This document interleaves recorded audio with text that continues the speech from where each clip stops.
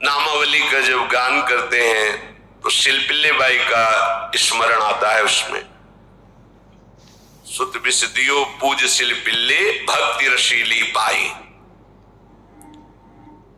देखो कितना विश्वास होता है भक्त को, कैसा वो श्रद्धावान होता है।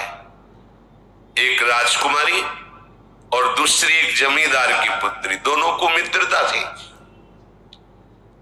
एक दिन राजा के यहां भगवत प्रेमी महात्मा आए।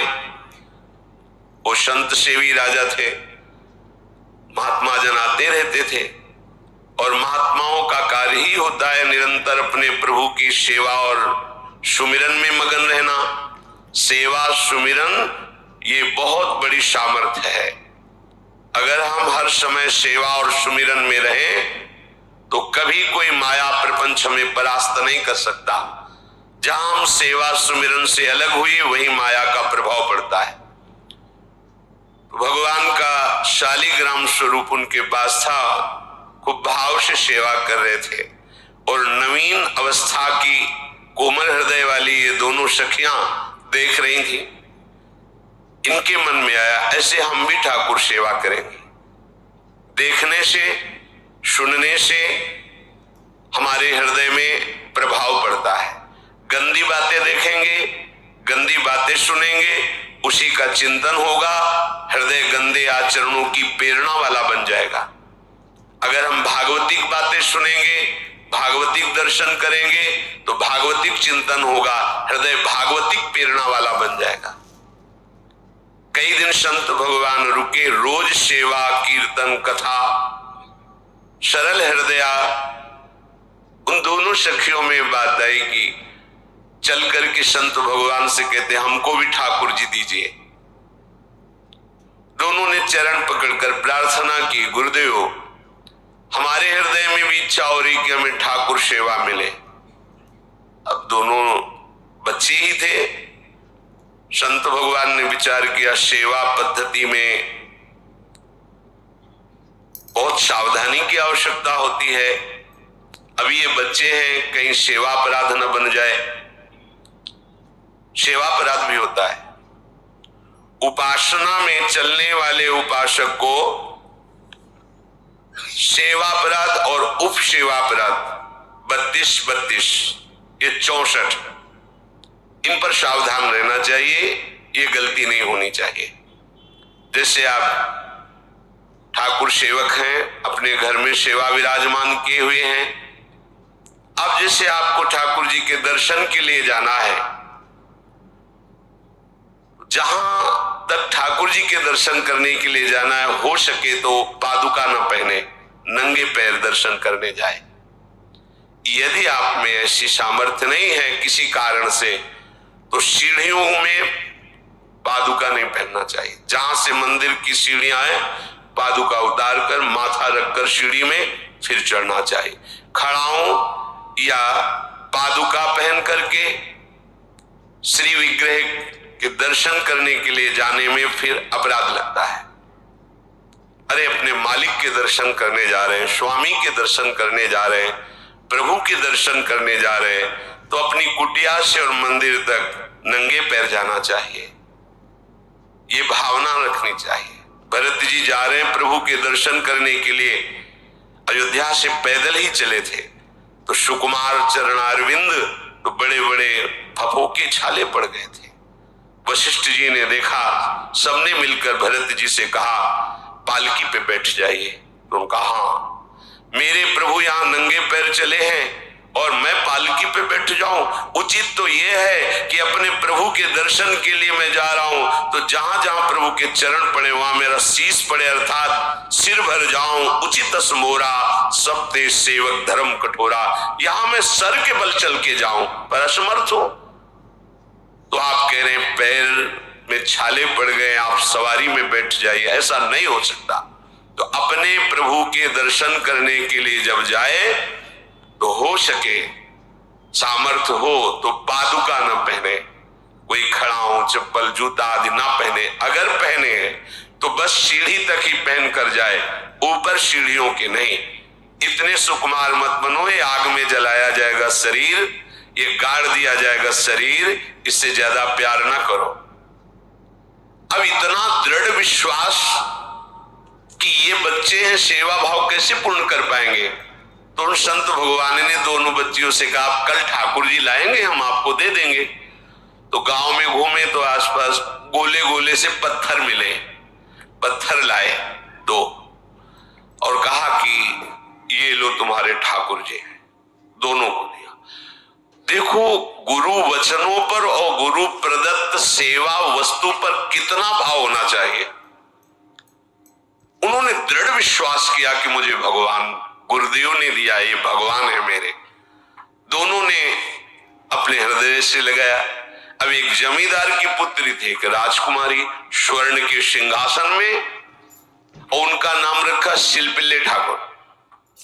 शिल मतलब पत्थर, तो उनका तुम्हारे ठाकुर का नाम शिलपिल्ले गोविंद है। दोनों सिंहासन पर रखकर आराधना करती, भाव प्रतिपल बढ़ता गया, नाम निरंतर जप। गुरु प्रदत्त ठाकुर पर विशेष चमत्कार हृदय में प्रकट होता है यदि उन्हीं की नियमावली से चलो। अपने मन से बाजार से खरीद लाए, विराजमान किए, कभी सेवा की कभी नहीं की, वो भी अच्छा है, कम से कम भागवतिक भाव तो है, लेकिन सिद्धि जो प्राप्त होती है वो गुरु कृपा से, गुरु प्रदत्त ठाकुर से। जैसे धन्ना जी को भांग के बट्टे में ठाकुर जी प्रकाशित हो गए, गुरु प्रदत्त। अब ये सखियां जब बड़ी हुई तो इनके ब्याह की बात है। तो जो राजकुमारी थी उनका राजकुमार से किसी से ब्याह तय हुआ, ब्याह हो गया। अपने माता पिता से जब विदाई ली तो अपने ठाकुर जी को जो सिंहासन में थे, सिंहासन से एक सुंदर पेटी में से और गोद में रखा, और अंदर ही अंदर जल रही है कि प्रभु मैंने प्रीतम आपको माना है, संसार के व्यवहार में ये प्रीतम बना हुआ है, पर प्रभु हमारे प्रीतम दो नहीं हो सकते, हमने हृदय से आपको माना। इसी विचार में वो बड़ी उदास है। पहले पालकियों में ऐसा राज सैनिक चल रहे हैं, पालकियों में वो बहू जा रही है और राजकुमार घोड़े पर। राजकुमार बार बार पालकी के समीप जाता, दर्शन करने की इच्छा होती है ना, तो उदास देखता, मन में बड़ी गिलानी हुई। उसने कहा, एक नदी थी, उसने कहा यहां हम थोड़ी देर विश्राम करना चाहते हैं, राजकुमारी की पालकी रखी जाए और सैनिक दूर खड़े हो। वो राजकुमार वैसे ही आज्ञा हुई।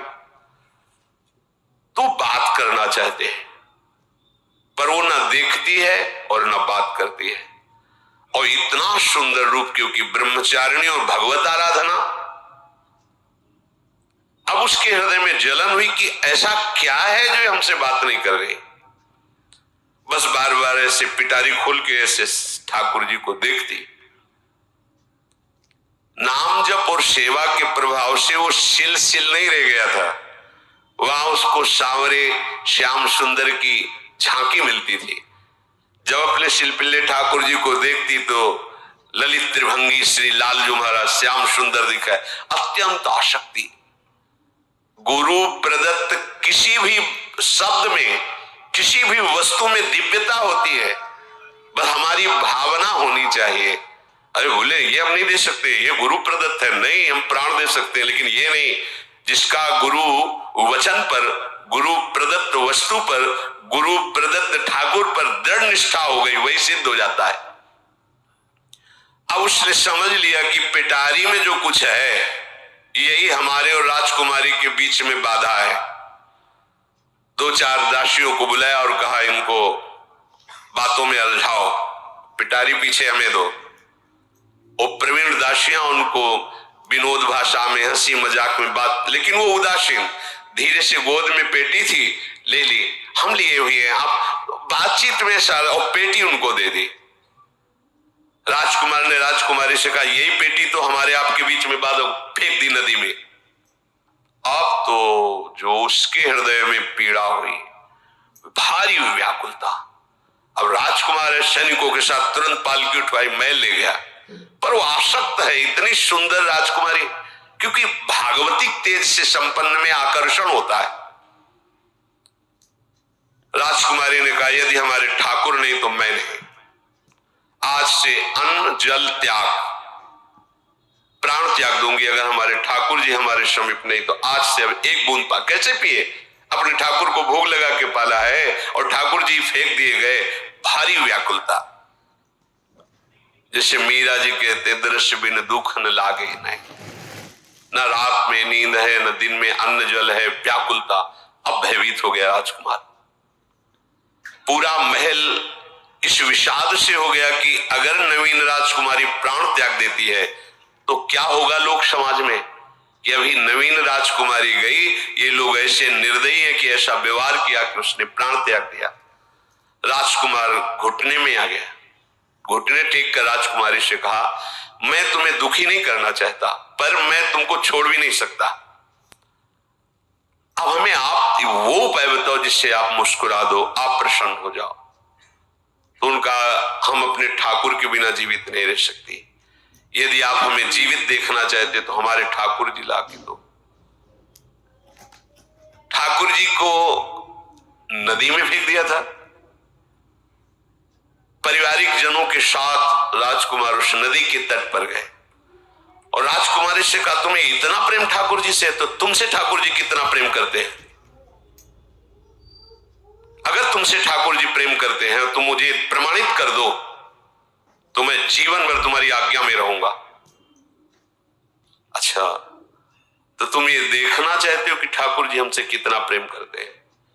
हाथ फैलाया और आर्त भाव से पुकारा कि गोविंद, अब आपके बिना मैंने जीवित नहीं रहना। अंदर से जीव ही प्रार्थना की तो जल से सिंहासन सहित शिल्पिल्ले भगवान, जैसे कोई वायु के प्रवाह में आ रहा हो, ऐसे आए और छाती से चिपक गए। पूरा परिवार राजकुमार ये देख रहा था। हृदय से ठाकुर जी जीवन भर के लिए दासत्व स्वीकार कर लिया और कहा, जैसी आप आज्ञा करोगे। जैसे मीरा जी, जब राणा जी से ब्याह हुआ तो प्रथम मिलन की रात में मीरा जी ने कहा, सावधान, तुम हमारे पति नहीं हो, मेरा सुहाग गिरधर से है, श्याम सुंदर ही मेरे पति हैं। व्यवहार में तुम पति बने हो, यदि हमारी बात समझ पा रहे हो तो जीवन में कभी हमारा स्पर्श मत करना। ये जीवन केवल गिरधर के लिए, दूसरे के लिए नहीं। उतर गए शैया से और जैसे सेवक होता है, बोले, अहो भाग्य, मुझे ये सौभाग्य मिला कि इतनी महाभागवती की सेवा करने का। एकांत में मैं सदैव तुम्हारे शिष्य की तरह बर्ताव करूंगा, पर समाज में तुम्हें बहू की तरह बर्ताव करना होगा, नहीं तो लोग जीने नहीं देंगे। समाज में पत्नी की तरह और एकांत में गुरु शिष्य के। तुम हमारी गुरु होगी और हमसे ऐसा ही बर्ताव राणा ने किया, ऐसा ही उस राजकुमार ने दिया। हमारी भागवतिक निष्ठा ऐसी होनी चाहिए कि जो गुरुजी ने मंत्र दिया है, जो गुरुजी ने उपासना दी है, उसमें दृढ़ विश्वास होना चाहिए। हमारे अंदर किंचन मात्र फिसलाव नहीं होना चाहिए। और आगे जो महामहिम सूत्र है, जब तक हमारा मन प्रभु में समर्पित ना हो जाए तब तक पाप होने की संभावना होती है।